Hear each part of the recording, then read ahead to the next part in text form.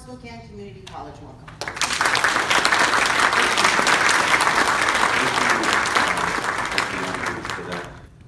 If you've been paying attention at all, you'll notice that there's been a lot happening in this country. I've seen a level of division, I guess, that I've never really experienced, at least not in my lifetime. I've seen the videos of the civil rights movement. My parents were a part of it. And they fought a good fight, and it took us very far. But I think we still have far to go. But what I'm noticing now, and in the last few years in particular, is what I feel probably that movement was akin to. But at some point, I want to have kids. And like I talked to my mom about those days in Mississippi when she was marching, and I'm proud of all that she did and she accomplished. I want my kids and yours to be able to say the same thing about us. And that they lived, my parents lived in a generation where stuff got ugly and where people were violent and people were talking about each other, and all of a sudden there was this movement that happened that did not involve one race or nationality or religion, that involved all these people in this one country that's name is united. I think we say that a lot, but we don't really notice actually that the name of this country is the United States. And I think it's time to live up to that. So when I came up, I worked all the time, right? Like I had a paper route when I was young. And when we used to get snow days in Michigan, you get those a lot. All the kids would go back to sleep, and I would go and I would shovel people's walkways. And $3 a pop. And I would come home with like $90, which at 11 years old, $90 was like $1 million. And I'd give my mom like 20, you know, like, yeah, here, go get yourself something nice, you know. And I had a paper route, and I used to push carts at a grocery store. And I saved $1,000 when I was 16 to buy a car, which at 16, that was some bank. And it was one of my proudest moments. And on this day, I got my license. I'm proud as ever. And on the first day driving, within 10 minutes, I got pulled over by the police. And the first thing he said to me is, "Where are you going?" And I'm like, "Oh man, I'm just driving around." And you know, "Oh, you're just driving around." I'm like, "Yeah, you know, I just bought this car. You bought this car." Yeah. And moment by moment, my self-esteem was just like dying. Because a few minutes later, I was on the hood of this car like this, while he was searching it and searching me in the town that I went to high school in, and I was on these student groups, and I was an athlete, and here I am like this, cars driving by looking at me like I was a criminal, once again. Which began my journey with the police, where I've been pulled over and dragged, just the whole nine. There is no doubt in what I've seen in the last 5 years and what I've experienced in being on the side of it, that there is an imbalance of the treatment of black men by police. I have watched over the course of the last few years people die on videos that are running away from police. They get shot and killed and then get off. And I have been in a car when I've been pulled over and a cop walks up on each side of me like this with his gun out over a traffic violation. Now, this isn't normal. And I know that in any moment, if I make the wrong move, I might get shot. And I might die, and he might be at work again in a year. Then 9/11 happens. And being raised Muslim, I learned a lot of things. feel like my perception was widened because I was always able to have friends from all over. I would eat off the same plates with brothers from Pakistan and Lebanon or wherever. And I knew things about cultures that a lot of people in my high school did not. So when 9/11 happened and I saw the shift, and they were terrorists and they were violent, and it was like, wait a minute, what? Like, I have never seen this or heard of this in my life.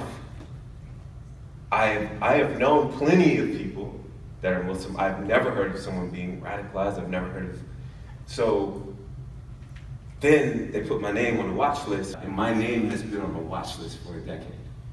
So I've been back in the room at JFK being interrogated 4 times. So the first half was being treated like and perceived as a criminal and being feared and being followed in stores by security officers who act like they were folding up clothes. All of a sudden now me coming back to the United States means me being brought back into the room by Homeland Security and interrogated. When there's such an imbalance in the representation of a people, it makes it hard for anyone to see them in another way.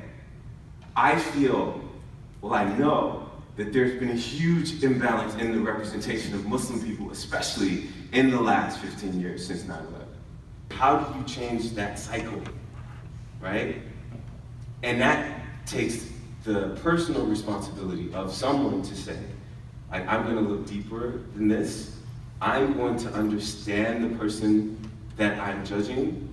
I'm going to look into where all of this comes from. And I'm going to make an informed decision based on my knowledge and based on my understanding, and not just what's been polarizing and sensationalized based on ratings. What can I do with these things that have happened in my life? And I've chosen to make movies about them. And I've chosen to come and speak at things like this about them. To say that I know there to be another way. Like, I don't believe any baby comes out hating anyone. I don't believe that. I've been around this world. I've been to every continent and many countries. And there are some things that I've noticed about human beings, and that I feel deep down that we are good. And that people want to love and feel and smile and care for each other. But I've also noticed, and one thing I'm very proud of this country for, I noticed that here, like even in this room, you have people of all different nationalities who identify with being one thing: America. This thing we got here, this is so special, man. And we got our issues, absolutely. But at the core of it, and when we look at all of these things we have, all of these people who represent all these cultures and all these beautiful things, if there's a point where we decide that we are not going to have these things separate us anymore, and that we're going to go to that deeper level, and we're going to understand, we're going to know, and we're going to love, and we're going to realize that when we come together, we can change this world. And that each one of us is the only one of us who has ever existed in the history of man, and the only one that will ever be. There's only one of you, one of me, and our voices are all very unique. And I think it's about us each understanding what that voice is and how it can contribute to the whole. Because just thinking about it, it makes me emotional, because the whole is hurting right now. And there's war, and there's death, and there's violence. It was violence again last night. And another terrorist attack, where someone was acting out in a way that they don't even really understand probably. and the whole is hurting, and the whole could use voices like yours that stand up and say, I'm not going to be a part of that. And I'm going to do something, whatever my thing is, to combat against it. Because that's what we need. And nothing is really going to change unless there's a large group and a large movement of people who are saying, I want things to change. And I want my kids to look back and say, Mom, thank you for doing that, so that I can go to school with a hijab on and not be afraid. And I can confess who I love without being afraid of getting beaten. And I could be this color and not worry about someone being afraid of me just because they don't understand. I have a niece who's 11. Her name is Ayana. And she just started wearing a hijab this year in school. And she cried for a week before she had to. Because she goes to public school in Michigan. And she's seen what's happening in this country. And she watches the news. And I have 6 more nieces. She's the oldest. They go from 2 to 8, who are all going to approach that day. But that right now, to you, I speak for them, because I don't want them to be afraid too. And me speaking about young Muslim girls, that represents everyone that feels disenfranchised, or that feels different, or that feels afraid to be whoever they want to be, or believe whatever they want to believe. Because this fight is not just mine, or hers, or yours, it's all of ours now, because a lot of us are being attacked.